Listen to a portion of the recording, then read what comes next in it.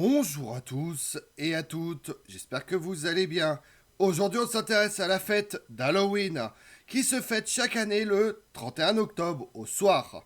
La tradition d'Halloween veut que les enfants et adultes déambulent dans les rues vêtus de déguisements parfois terrifiants. Cette fête païenne est célébrée la veille de la Toussaint, et ses rituels varient d'un pays à l'autre. Thème de nombreux films, livres ou encore séries, la fête d'Halloween, qui se tient chaque année le 31 octobre, est l'occasion pour les enfants de se déguiser en fantômes, sorcières ou autres personnages terrifiants, et de partir à la fameuse chasse aux bonbons, tandis que d'autres creusent des citrouilles et décorent l'intérieur avec des toiles d'araignée, des chats noirs et autres traces ensanglantées. Partons ensemble fêter Halloween. Lorsqu'on pense à Halloween, on pense automatiquement aux monstres qui hantent cette fête. Les rues se remplissent de fantômes, momies et autres créatures terrifiantes pour le plaisir des petits et des grands. Les chauves-souris sont des animaux nocturnes souvent associés à la nuit et à l'obscurité. Leur lien avec Halloween vient principalement de la légende de Dracula, un vampire se transformant en chauve-souris pour se déplacer discrètement. De plus, les chauves-souris sont souvent considérées comme des porte-bonheur dans certaines cultures, tandis que dans d'autres, elles représentent l'infortune et la malchance. Pour Halloween, les chauves-souris font partie intégrante de la décoration. Elles peuvent être suspendues au plafond, collées sur les murs ou encore sous forme de guirlandes. Certaines personnes vont même jusqu'à fabriquer des chauves-souris en papier ou en carton pour les ajouter à leur décoration. Les fantômes sont des esprits qui, selon les croyances populaires, errent dans les mondes des vivants et celui des morts. Ils peuvent être bienveillants ou malveillants, mais leur apparence est souvent effrayante pour ceux qui les rencontrent. Les fantômes font partie intégrante de la fête, car ils symbolisent les âmes errantes et permettent aux participants de se confronter à leur peur. Le déguisement de fantôme est un classique pour Halloween. Pour cela, vous pouvez utiliser un simple drap blanc avec 2 trous pour les yeux ou opter pour un costume plus élaboré comprenant maquillage et accessoires. Les momies sont des corps préservés dans le temps grâce à un processus de momification. Elles sont associées à l'Égypte ancienne où les pharaons étaient enterrés dans des sarcophages richement décorés. Les momies, avec leurs bandelettes et leur aspect effrayant, sont devenues des symboles d'Halloween. Les sorcières sont des personnes issues du folklore européen et sont souvent représentées comme des femmes maléfiques portant la magie noire. Elles sont généralement habillées de noir et portent un chapeau pointu. Les légendes racontent qu'elles volent sur des balais pour se déplacer et jeter des sorts. Pour Halloween, les sorcières font partie des costumes les plus populaires chez les enfants. Aujourd'hui, elles continuent d'être présentées dans les films, les séries télé et les livres, où elles sont parfois présentées sous un jour plus bienveillant, comme dans Harry Potter ou Charme. Les cultures populaires, les zombies, sont des êtres avides de chair humaine et particulièrement effrayants. Ils sont souvent représentés avec des blessures et des vêtements déchirés, témoignant de leur état de décomposition. Le cinéma a grandement contribué à populariser l'image du zombie. Des films comme La Nuit des Morts Vivants ou plus récemment World War Z ou Resident Evil ont marqué les esprits par leur violence et leur atmosphère angoissante. Les zombies restent un choix de déguisement apprécié pour Halloween, permettant aux participants de jouer sur l'effet de groupe en se déplaçant en horde. Les loups-garous sont depuis longtemps associés à Halloween en raison de leur nature mystérieuse et de leur lien avec le surnaturel. Cette créature légendaire, mi-humaine, mi-loup, évoque l'obscurité de la nuit, l'étrangeté et le frisson de la transformation.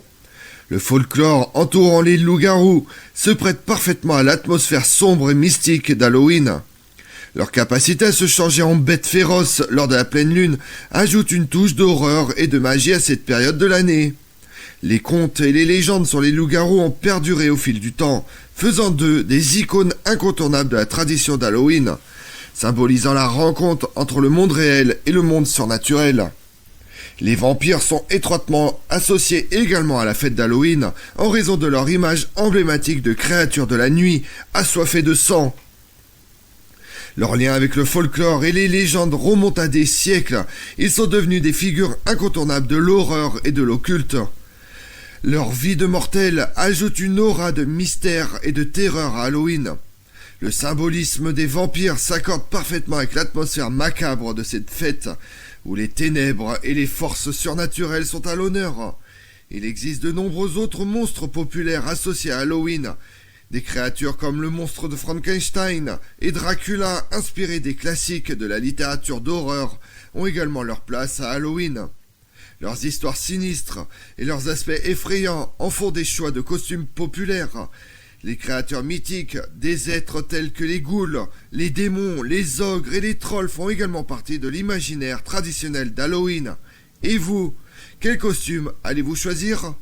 Thème de nombreux films, livres ou encore séries, la fête d'Halloween, qui se tient chaque année le 31 octobre, est l'occasion pour les enfants de se déguiser en fantômes, sorcières ou autres personnages terrifiants, et de partir à la fameuse chasse aux bonbons, tandis que les adultes creusent des citrouilles et décorent leur intérieur avec des toiles d'araignée, des chats noirs et autres traces ensanglantées. Aujourd'hui dénoncé par certains en raison du caractère commercial de la fête, Halloween a des racines millénaires qu'il faut aller chercher il y a plus de 2000 ans du côté des Celtes. Halloween trouve son origine dans une fête rituelle celtique connue sous le nom de Samhain. En gaélique actuel, Samhain se traduit par le mois de novembre et symbolise la fin de l'été. Il y a plus de 2500 ans en Irlande, Grande-Bretagne et au nord-ouest de la Gaule, l'année celte s'achevait à la fin du mois d'octobre, une nuit de pleine lune. À cette occasion, une fête obligatoire était célébrée en l'honneur de la nouvelle année à venir. Cet événement était donc déjà à l'époque célébré dans plusieurs pays.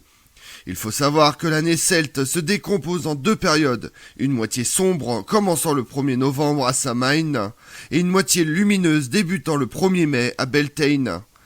En raison du climat doux et humide, les pays d'Europe de l'Ouest n'ont que deux saisons principales, l'hiver et l'été.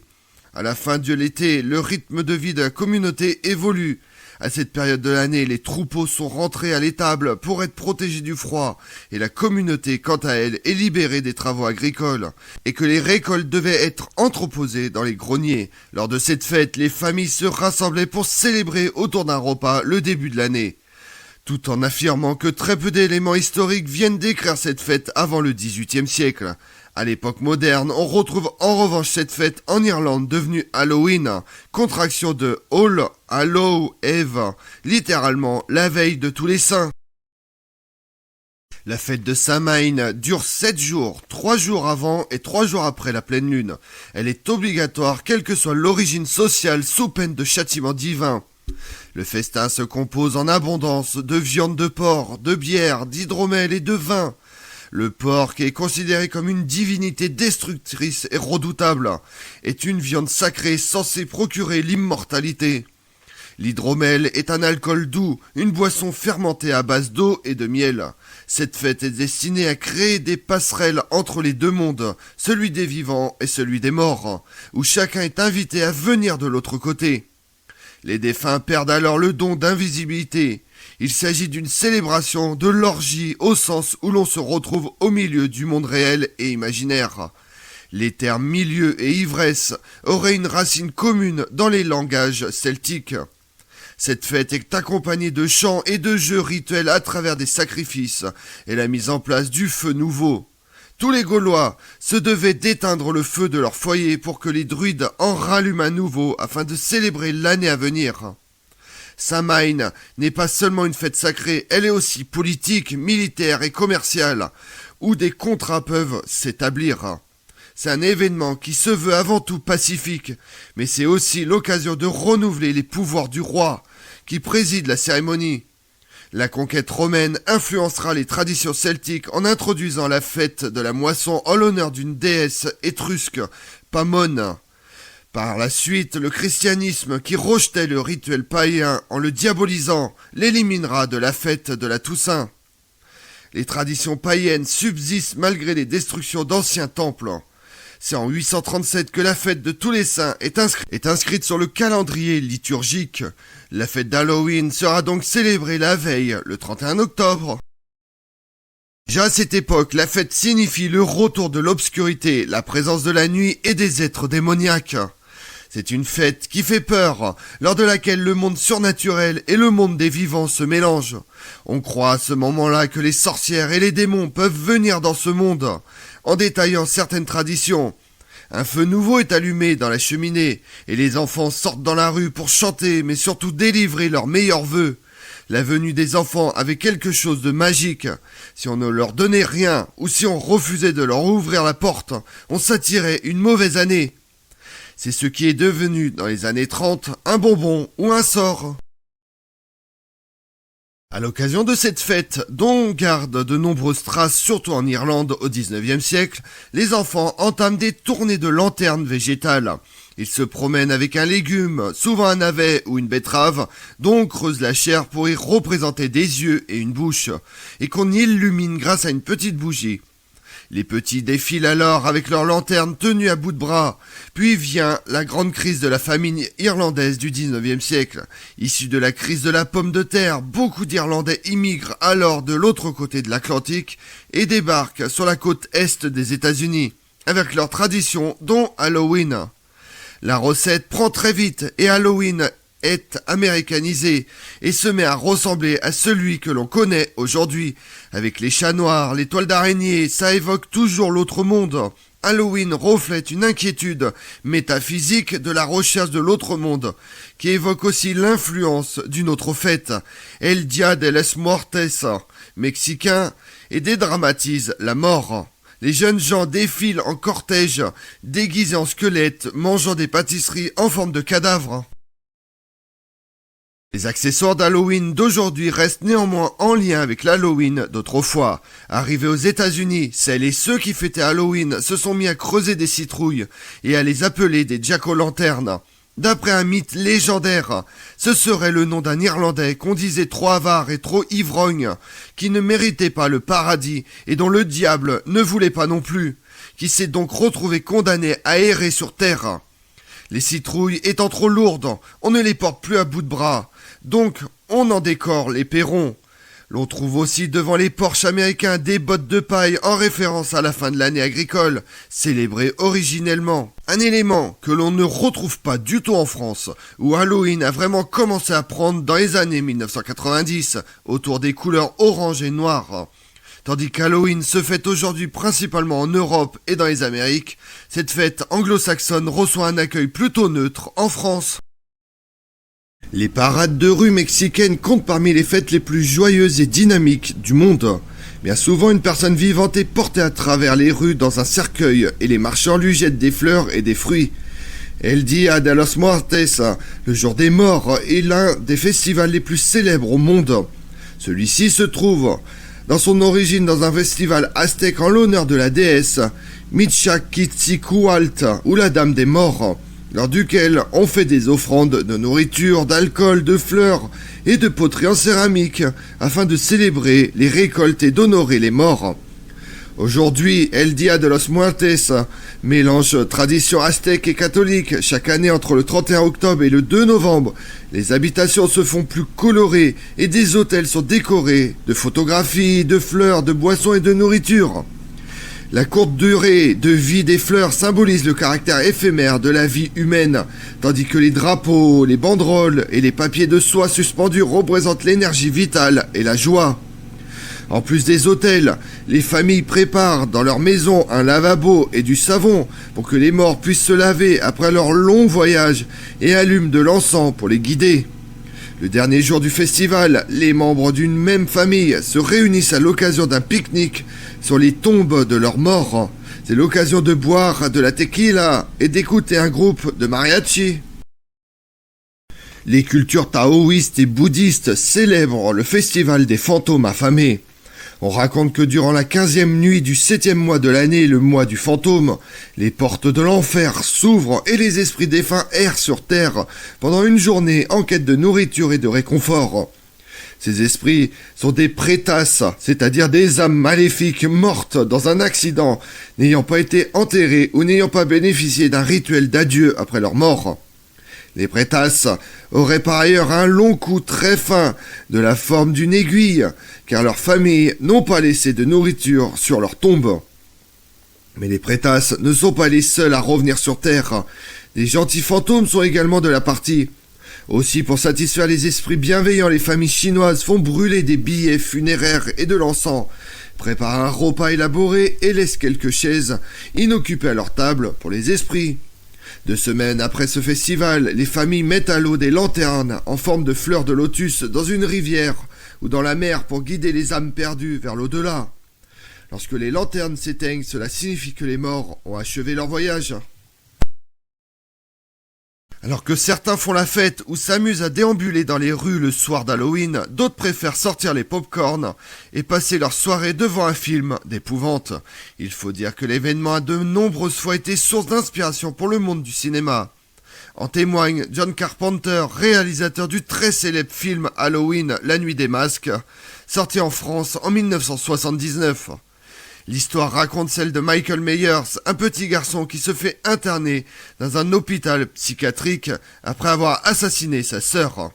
Mais 15 ans plus tard, Michael Myers parvient à s'échapper. S'annonce alors une véritable nuit d'horreur. Un film à petit budget qui rencontre rapidement un vif sujet, devenant le premier volet d'une longue saga. Si le cinéma d'horreur est bien sûr un terrain de choix pour alimenter tout un tas de fantasmes terrifiants relatifs à la fête d'Halloween, de nombreux films pour enfants se sont aussi inspirés de l'événement. Comme Hocus Pocus, Les Trois Sorcières sorti en 1994, ou Winifred, Sarah et Mary Sanderson, mortes depuis près de 300 ans, sont de retour à Salem, après que le jeune Max a malencontreusement allumé une bougie. Mais pourrait également être cité L'étrange Noël de Monsieur Jack, réalisé par Tim Burton en 1993, car il s'agit avant tout d'un film de Noël. Son personnage principal, Jack Skellington, est pour sa part directement inspiré du fameux Jack O'Lantern. Comme on l'a vu, Halloween est fêté chaque année le 31 octobre, une fête du folklore irlandais, importée aux États-Unis par les colons irlandais à partir du XVIIIe siècle. Elle est revenue en force sur le continent européen depuis une vingtaine d'années. Son nom actuel est une altération de All Hallow Eve, qui signifie littéralement la veille de tous les saints, c'est-à-dire la veille de la fête chrétienne de la Toussaint. Hallow est une forme archaïque du mot anglais holy et signifie saint. Heaven est une forme usuelle qui a formé evening le soir. Je vous remercie d'avoir suivi cette vidéo en ma compagnie. Si vous voulez connaître mes autres vidéos, retrouvez-moi chaque matin à partir de 6h45 sur ma chaîne YouTube Tout Seul Histoire avec Damien, mais également sur les réseaux sociaux, Twitter et Instagram, Histoire Damien. Et pensez à liker, commenter et vous abonner. Je vous souhaite une bonne fête à tous et à toutes ceux qui vont fêter Halloween ce soir.